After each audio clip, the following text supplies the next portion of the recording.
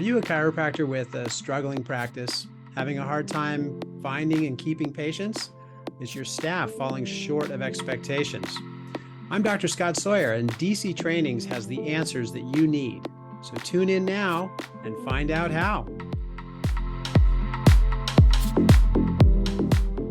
Hello, welcome to DC Trainings. I'm Dr. Scott Sawyer. Today it is Thursday. As always, for DC Trainings, that's the day of our webinar. All right, let's jump into our topic today. Today is about the 10th visit checkup. And in this topic, there's a lot of reasons to have this in your practice. So let's jump into this 10th visit checkup, because there's a lot of value here. And really, I think the fun in this is about retention. We have this phenomenon in chiropractic that we call the leaky bucket. And you have new patients coming into your practice, and then you have the leaky bucket, which is the holes at the bottom. And those holes are the patients that are leaving your practice, otherwise known as attrition. The volume of your practice is what the water in the bucket represents. So we want to make sure not only that we have water flowing into the bucket, that's our new patients, but we want to make sure that we're maintaining this volume of water in that bucket at all time. And as much as we can, we want to plug those holes. Well, one of those holes is what we're going to get into right now. If patients stop their care plan, it will often occur when they feel better, their symptoms are going away, or they don't feel better, usually around the 10th visit. So in that 10th visit, that's kind of the time frame that it happens, right? If somebody comes in and they're hurting, and that's what brought them to your practice, then that's usually, a week or so, maybe 2 weeks. Then those symptoms are fading, the body's healing itself, their subluxations are stabilizing, innate is doing its job, and they're really seeing a great result. So if they were basing their whole commitment to the care plan based on pain or some symptoms, that's usually about the time they're like, well, my pain's gone, so I must be better. Or if they don't feel better, so if they came in with pain and then 8-10 visits in, they're still hurting, they're thinking, well, maybe this isn't working. So in the words of the late Reggie Gold, Dr. Reggie Gold, many of you got to know him, or at least I'm sure most of us have all heard of him. But Reggie Gold would say, well, you're damned if you do, and you're damned if you don't. If they don't feel better, they're gone. If they feel better, they're gone. So where do we actually have patients that we can retain and continue to take care of? Well, that's what we're talking about today. This is the process whereby you can plug the holes in your leaky bucket, whether they're leaving because their pain's gone or they're leaving because they're still hurting. We want to provide a solution so that, and here's the bottom line, that patients will stay with you because they understand the value of chiropractic care. They understand why they're coming aside from pain relief, and actually more so around the ability to function at your best potential, to maintain optimum health through chiropractic care, through removing subluxations, and through having your innate intelligence fully express itself without interference, right? That's if all of our patients could get that, we've got a home run, right? Everyone's going to stay for as long as you're in practice. So we'll aim for that. And as they say, we'll aim for the sky. And if we don't actually hit the sky, at least we'll be among the stars. That's kind of a fun quote. Okay, so here's the process of this. Put a tickler into each patient's files that reminds you when they get to their 10th visit. Now, this 10th visit is just one of the numbers, right? It's one of the visits that they have. It's not a separate type of appointment. It's not a longer appointment. It's not a shorter appointment. It just fits right into their ongoing visits as the 10th visit. So on this visit, the reception CA will provide a 10th visit survey, which I'll provide that for you in a second. Once the patient has filled that out, then that survey goes to the PDC or the PCA. Now, the PDC is the primary doctor of chiropractic. The PCA is your primary chiropractic assistant, or maybe your office manager. So if you have an office manager who's orchestrating the sort of the quality control department of your office, then the surveys are going to go to that person. If it's you doctors who are measuring the quality control of your practice, then it's going to go to you. Now, another part, and I'll probably come back to this, but another part just to connect the dots is that in the 10th visit, this is also a great time to check in with your patients and ask for maybe testimonials or an online review.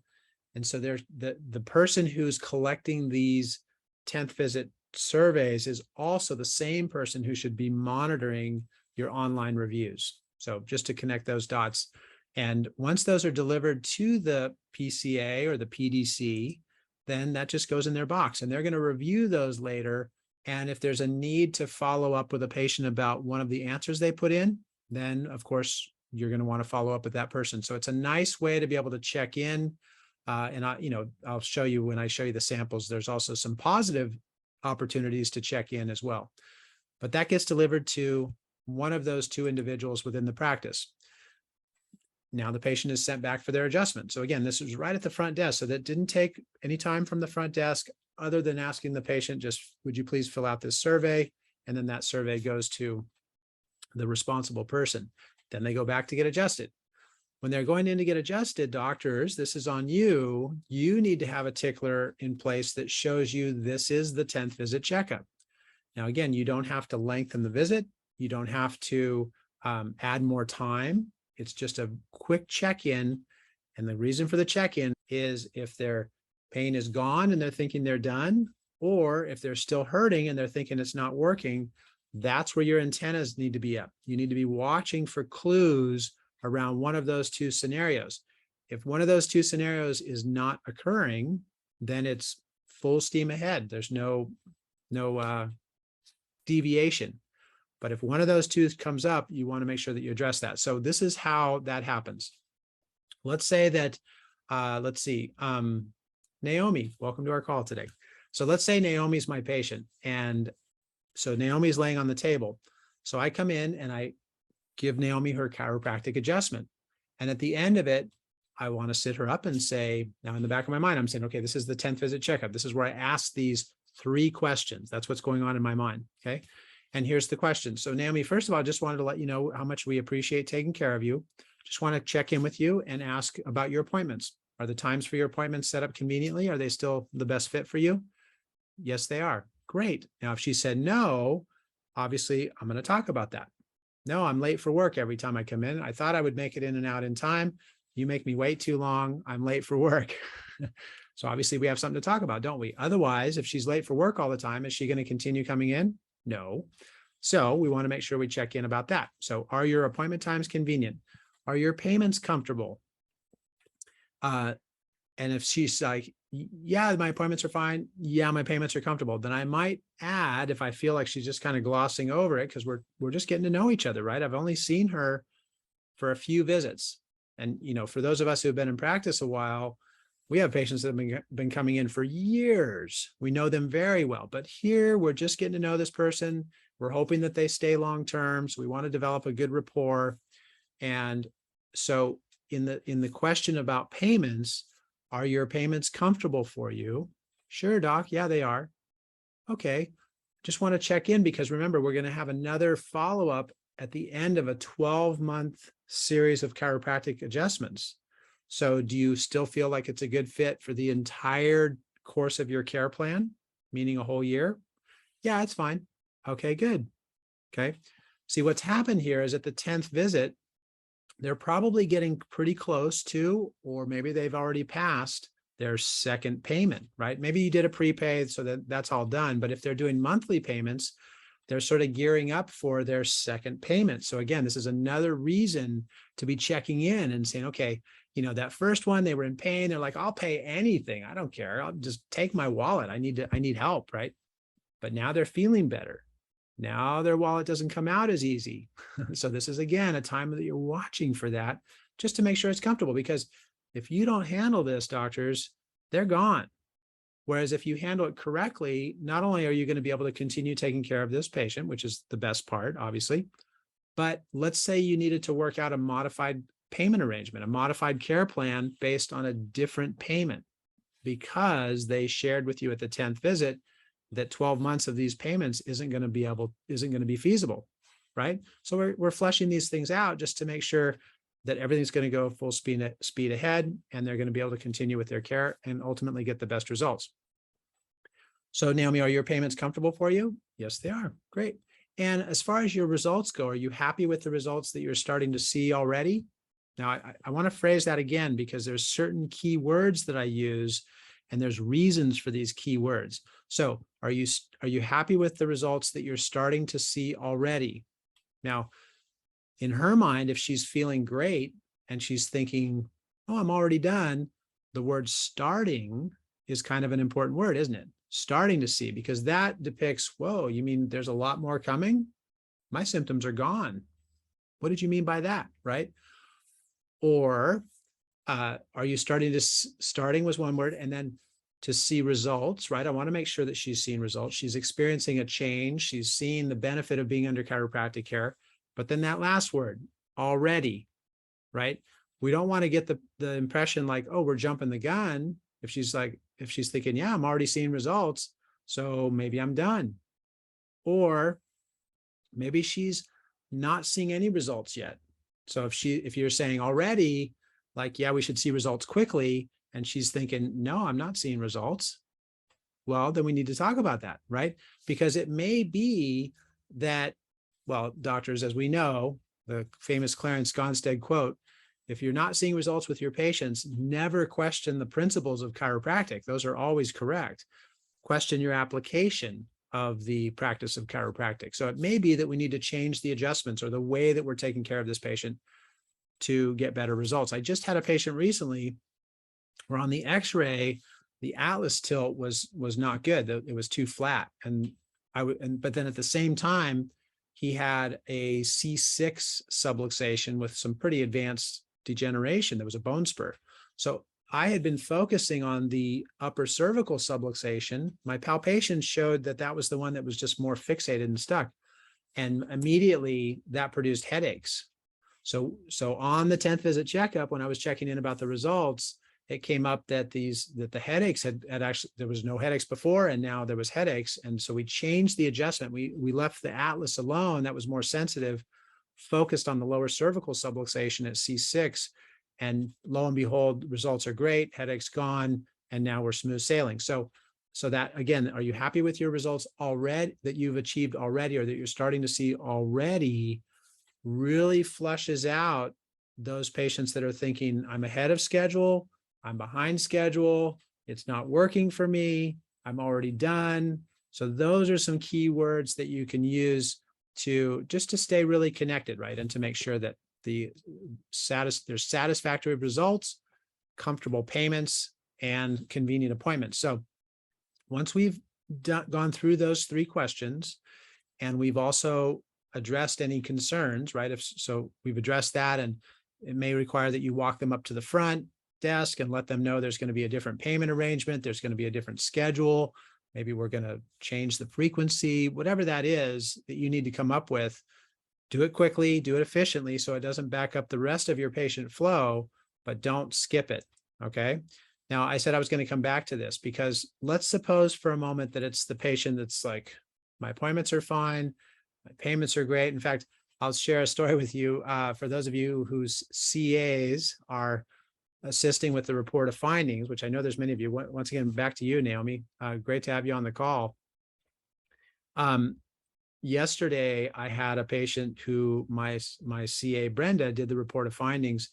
And when I adjusted the patient, he just was raving about how amazed he was that my assistant Brenda, I mean, he was just saying your assistant, but how she went through all the details of his condition and what needed to be done to take care of it. And the best part was she answered all of his questions, and he felt more empowered about being able to take care of himself. See, he had actually been suffering with sciatica for almost a year, and he's seen lots of different healthcare providers, doctors, and I don't know how many people, but lots of them, right? And nobody had been able to help him, and no one had ever explained anything about what was going on. They all just said, let's try this, let's try that, let's try this. And he said this was the first doctor's office he had been to where someone actually showed him the x-rays, explained what was going on the x-rays, and said, this is what you're going to need to take care of this, and this is what this is going to help you, right? Everyone else just said, let's try this. So he was really excited. So hats off to all the CAs that are doing the reports of findings. What a great opportunity for you to sort of step into the role of being a healthcare provider, right? You're providing a solution for a frustrated person who has sort of lost hope. And it's just a really great thing. So anyways, that got me excited yesterday. That was a lot of fun. Okay. But back to our slide. What's great about this opportunity at the 10th visit is that it saves patients who feel like they may be not responding. They may not be responding, saves them from leaving. But on another note, for those patients who are having exceptional results, now's the time when we can ask if they would like to do a review, right? So at this point, we want to send them like a link to your website or some kind of a link, whether it's through text or email. Send them a request for a review. And that's what it looks like on the screen here. Can you share your experience with others? Review us on Google, review us on Yelp, review us on Facebook. And if they don't, that's fine. But for those patients who are happy with their results, this is a great opportunity to get more reviews. So anyways, let's move on and go from there, because I think actually, yeah, that's the end of our topic for today. See, this isn't a big, lengthy pause in your practice to do a 10th visit checkup, but it will save you so much frustration with the leaky bucket. It'll save you from having patients that were going to leave because they were feeling great and they didn't have any more symptoms. And it will save you from those patients who were frustrated because they weren't quite resolving as fast as possible or as fast as they had expected. And they're maybe on the fence about continuing, thinking that it might not be working.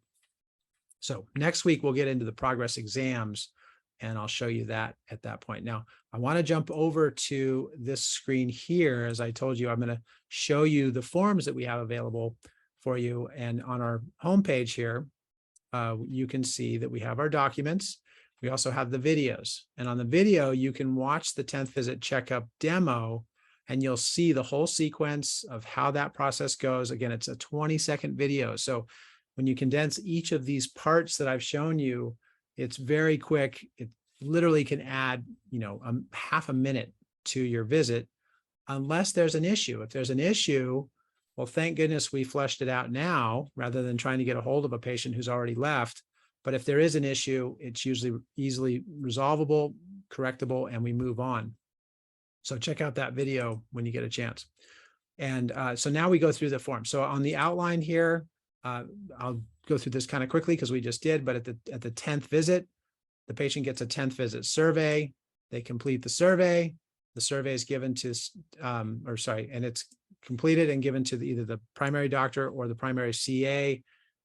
Now this here, we've actually changed, and you may notice this. So you can change this on your outline, but it says patient takes the completed survey back to see the doctor.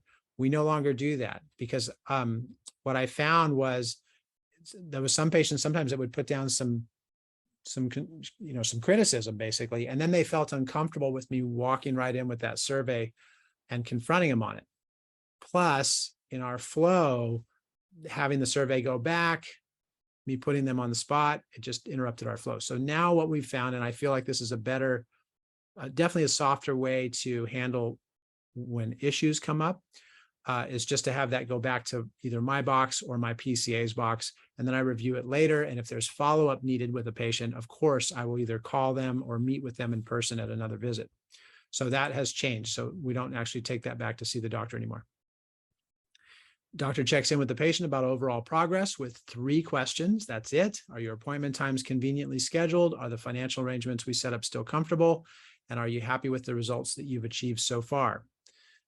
I changed the words a little bit about that in my script, but those key words, you may want to incorporate those into your conversation.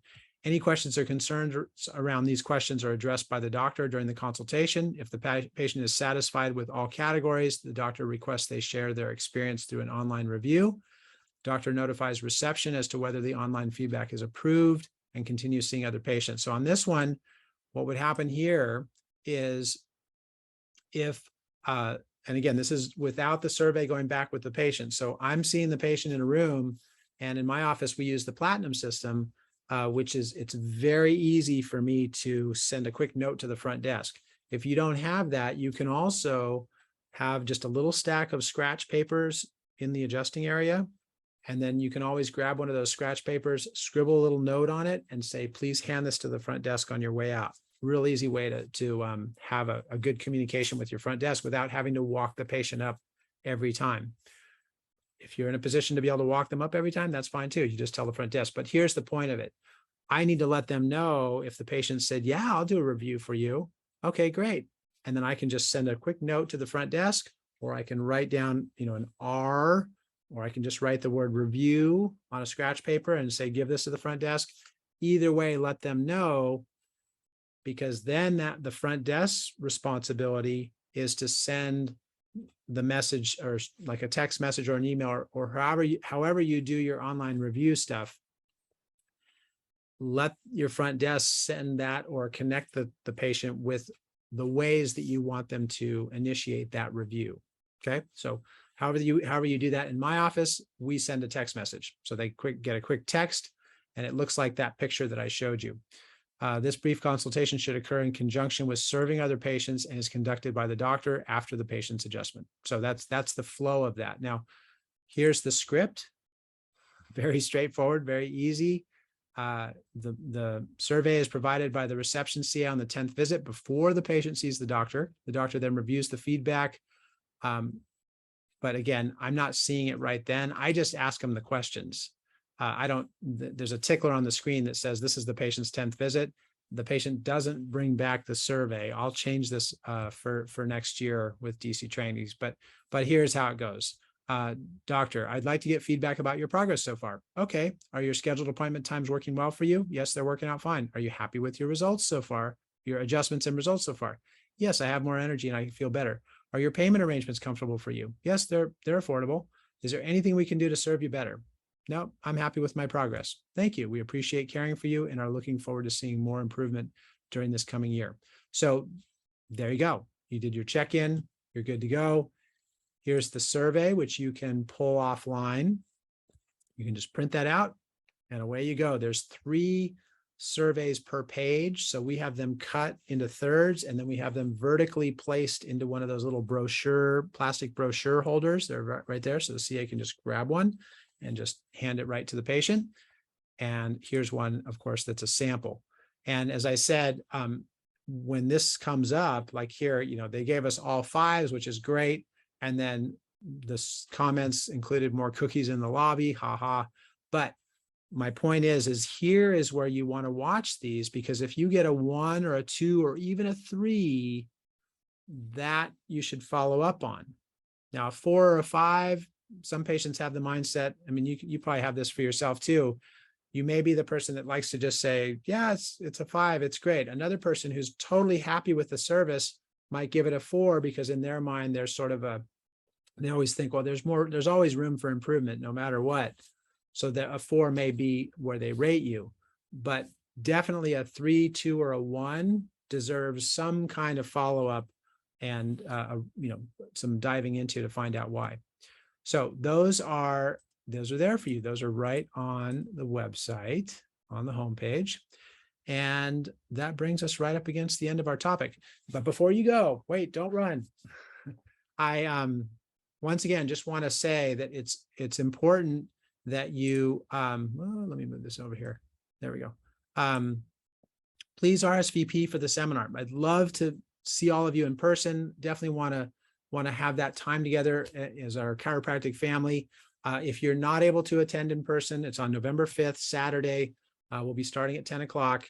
And if you're not able to attend in person, that's okay. We will still have the streaming available for you so that you can, join remotely from the comfort of your office in your pajamas if you so choose. So that'll be there for you. We'll also be rolling out the next year's seminar dates. So we'll have those also coming up at the time of that seminar. So we'll go ahead and wrap up. Thanks again for joining today. And thank you to, of course, all the doctors with DC trainings, but thank you to the CAs too. I know we're all busy, and for you CAs taking the time out to learn how to serve patients better. I appreciate it very much, but it's a huge asset for your practice. So keep it up, and I will look forward to talking to you next week.